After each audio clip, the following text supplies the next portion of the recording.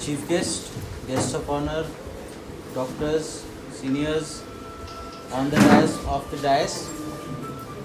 First of all, thank you for giving this opportunity to discuss with you all about this very important day, the World Mental Health Day, which is observed every year under the guidance of WHO on the 10th of October.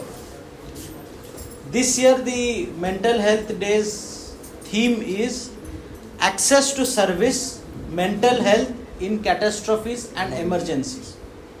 ମୁଁ ଯଦି ଓଡ଼ିଆରେ କହିବି, ଓଡ଼ିଆରେ यार अर्थ ହେଉଛି कि ମାନସିକ ସ୍ୱାସ୍ଥ୍ୟ ପ୍ରତି ଯେଉଁ ସବୁ ସେବା ସବୁ ଅଛି ତାହା ଆପदा ଏବଂ ବିପदा ସମୟରେ ଲୋକଙ୍କ ପାଖରେ କିପରି ଭାବରେ ପହଞ୍ଚି ପାରିବ ତାକୁ ନେଇକି ଏଇ ଯେଉଁ ମେଣ୍ଟାଲ ହେଲ୍ଥ ଡେର ଆଜିର ବିଷୟବସ୍ତୁ ଅଛି. I like to just tell a small story why this theme is very important. In 2020, when I was posted in 104, which was the telemedicine center of Odisha during the time of COVID helpline, every day around 9 p.m. we used to get a particular call from a place very rural in Kendrapada. There was a young boy who used to call. Someday he is having a panic attack, someday he is having an anxiety, someday he is having depression, someday he is only crying, someday he just wants to talk with a doctor. This continued for almost 10 to 15 days. And then we all started discussing that this is a bluff call. Because already every day we used to take around 200-250 calls per doctor sitting in that chamber. So we used to say this is a bluff call. But the time was specific. Every day between 9 to 9:15 p.m. that person's call will come. Around after 10-15 days, my colleagues and we all started ignoring it. Ignoring in the sense we started taking the call very lightly. We tried to wrap it up as early as we could. Then suddenly that call stopped coming. And after 2 to 3 days, we get an information that this particular person in Kendrapada district has committed suicide. The reason being, he had already lost his mother. His father was lost much earlier. He had lost his 2 siblings. He has lost his one dear friend. There was no one with him with whom he could talk. The only medium he was talking was with the telemedicine department, but the telemedicine department also, because of its overburden, was not able to give him ample time. Earlier when we used to talk with him, we used to give him 15 to 20 minutes. But slowly that time started decreasing. This particular incident is an example of how important is our services at the time of catastrophes and emergencies. That is what WHO in this theme is focusing about.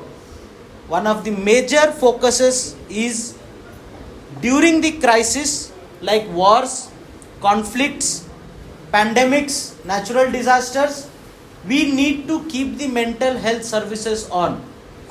We are always after the surgeons, we are after the physicians, we are after the nurses, we are after the paramedics.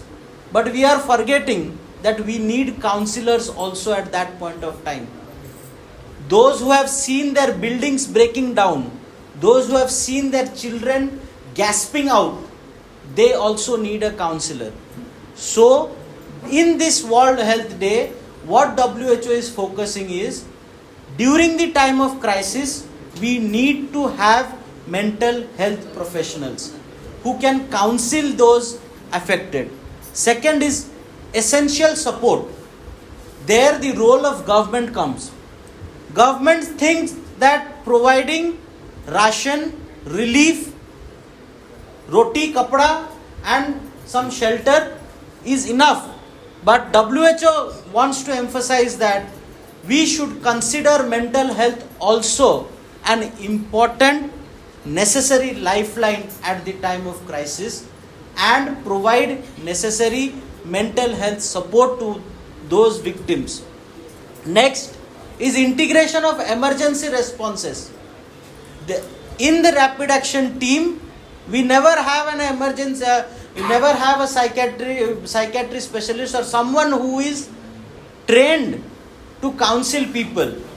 It is always left at the will of the doctors, that doctors are the best read, so they can counsel themselves, they can counsel the patients, they can counsel their family members also.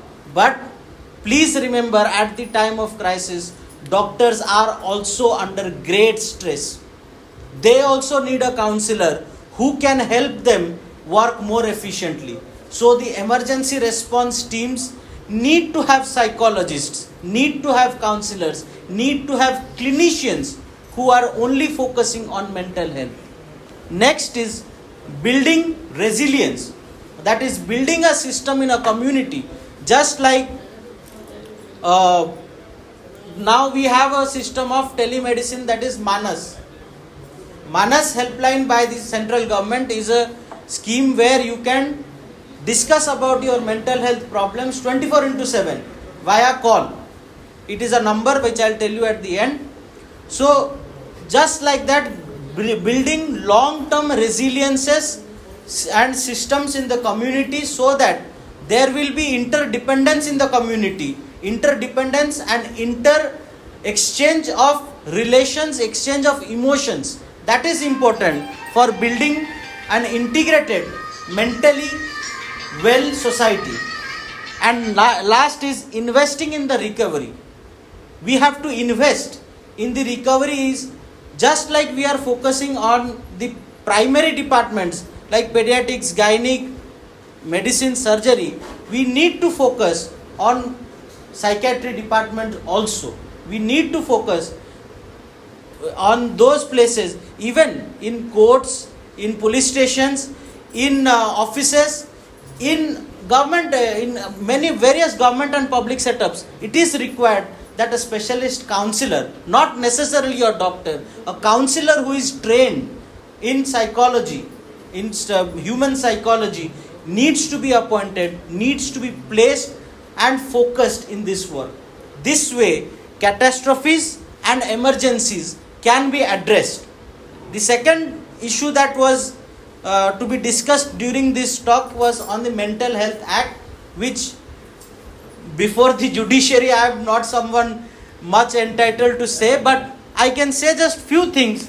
In 2017, when the Mental Health Act was reintroduced in a new form, its approach was very clear to what we are discussing today. It was a more people-centric approach than a very custodian-centric approach that was there earlier. It focuses on the right to mental health care. Mental health as a right of a person was emphasized in this Act of 2017. Then protecting the dignity and rights of individuals with mental illness. They were given an empowerment. They were given a security, which was important, which we felt during the time of COVID. I always used to say, our patients, they don't need our sympathy. At their time of apathy, they don't need our sympathy. Only thing that they need is our empathy. So that is what mental health service is all about. And the biggest thing was decriminalizing suicide, which was, you go to any background, suicide can never be a it should have been decriminalized, because a person will never want to end his life just like that. The amount of pressure he or she would have gone through, that needs to be adjudged empathetically, not just by telling you committed suicide. So it was a very welcome step. Next was prohibition of the ECT, the electroconvulsive therapy that used to be given, and establishment of state mental health authorities and rehabilitation and home-based cares. These key features of the 2017 Mental Health Act did strengthen